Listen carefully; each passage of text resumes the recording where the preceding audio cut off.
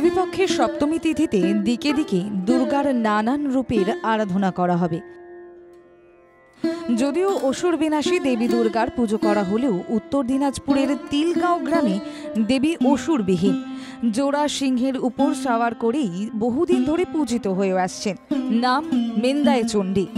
এখানে গ্রামের প্রাকৃতিক পরিবেশের মাঝে পুকুর পাড়ে ইটের গাঁথুনি ও টিনের ছাউনি দিয়ে পূজিত হন এখানে মা মেন্দায় চণ্ডী। দুর্গাপুজোর সপ্তমীর দিনে এখানে মা মেন্দায় চণ্ডীর পুজো শুরু হয়।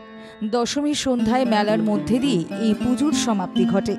পুজো উদ্যোক্তাদের কথা অনুসারে এই মেন্দায় চণ্ডী পুজো কয়েকশো বছর পুরনো। মেন্দায় চণ্ডীর পুজোর সঙ্গে নাম জড়িয়ে আছে বাহিন জমিদার বাড়ির।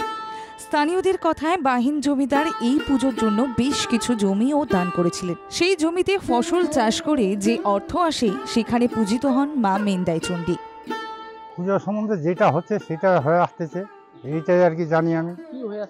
এইখানে অষ্টমীতে আরম্ভ হয়, নবমীতে শেষ হয়, দশমীতে মেলা হয়, 4 দিন পুজো হয়, 5 দিনে মেলা হয়।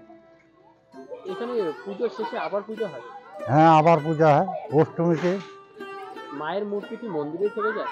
হ্যাঁ, মায়ের মন্দির থাকে যায়। বিসর্জন হয় না? না, বিসর্জন না, এখানে 12 মাস পুজো হয়।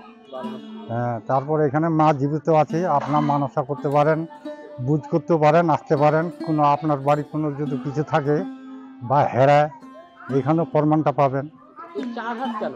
4 হাত মা চণ্ডী তো 4 হাতেই বলে আমরা শুনে আর দেখেও আসতেছি, এখন শুনতে হচ্ছি। কতদিন আগে এই পুজো প্রচলন? এই পুজো তো ধরেন মনে হয়তো 500 বছর হবে। এই যে বাইনঘাটে জমিদার ছিল, জমিদার বাবু ছিলেন, সেই নাকি জমি দিয়েছিলেন, তাকে ওকে সারিকা দেখাইছে, না হলে তো এতগুলো জমি দেয় না। বহু দূরান্ত থেকে মানুষ এই পুজোতেই সামিল হয়ে থাকেন। পুজোতে মাকে বিভিন্ন ধরনের ফল, নাড়ু, মুড়ি ও পায়েস, মিষ্টি ভোগ দেওয়া হয়।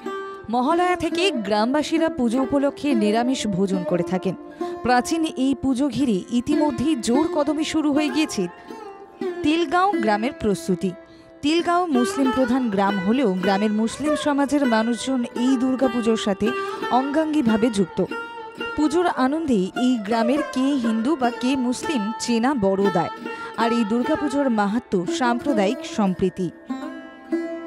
সত্যেন মহন্তের রিপোর্ট, বাংলা জাগো।